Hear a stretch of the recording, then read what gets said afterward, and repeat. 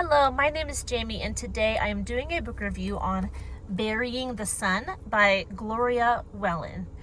This was an excellent book. I just want to start by saying that it takes place during World War II, and it is all about the siege of Leningrad. I don't know if you know what that is, but when the Germans surrounded the city of Leningrad, they were under siege for close to 2 years. It was a horrible siege.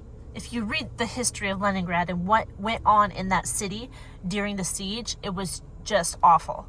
But this book, it's historical fiction. So it takes place during the siege of Leningrad, but it follows fictional characters. So this is Georgie and his, I don't want to say girlfriend, but they do have feelings for each other. Her name is Yelena. They are in the city while the siege is going on.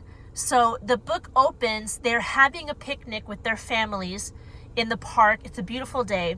And it was the last day of happiness and peace before news of the battle coming to them started. So after that picnic, the book tracks Georgie and Yelena's families as they get ready for war. So Georgie's mother, she's like hoarding food, she's drying bread, she's getting as much food that will keep as she can, and everyone in the city is also getting ready. And the further you get into the book and the closer you get to the invasion by the Germans, the more you see the people preparing the city for attack. So they're building trenches, they're shipping paintings out of the city, they're holding up on top of buildings and watching for the Germans. And then as the siege is underway, the Germans actually get there and surround the city.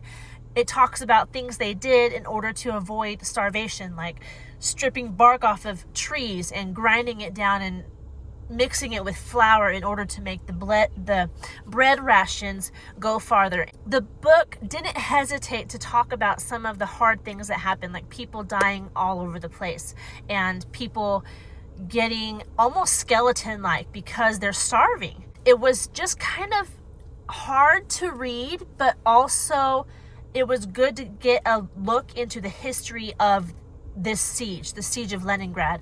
I enjoyed it a lot. I really like these historical novels that take an event and put characters into it. It was sad to hear about all the things they went through, and I think the book went just short of talking about the cannibalism that happened during the siege. That was not addressed in this book. It did talk about how people started to become a bit awful. They would steal each other's rations and lose patience with each other.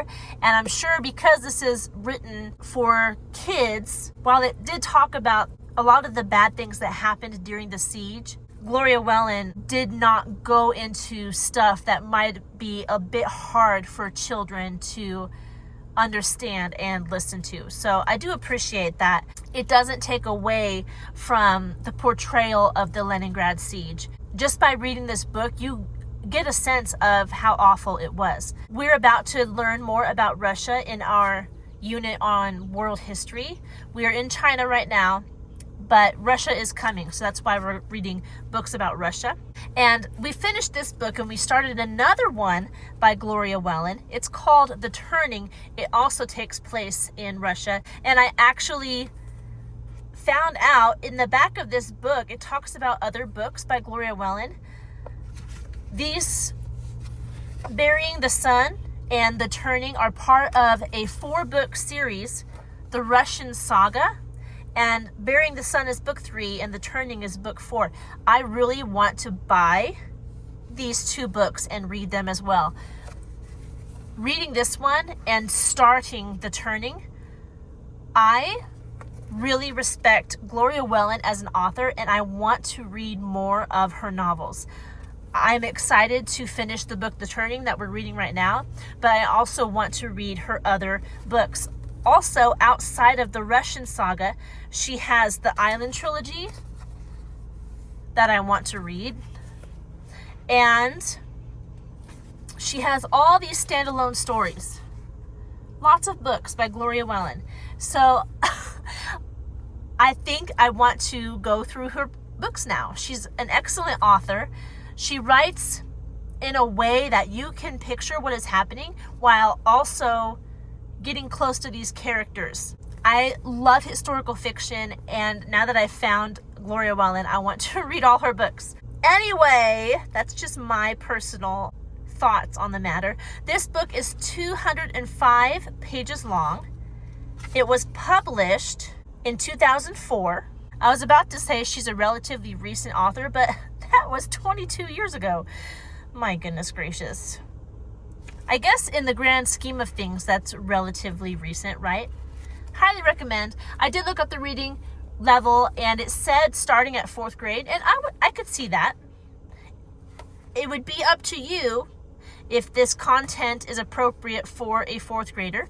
I would let my 4th graders, I don't have multiple 4th graders, I would let my 4th grader read it, but we talk about difficult stuff like this.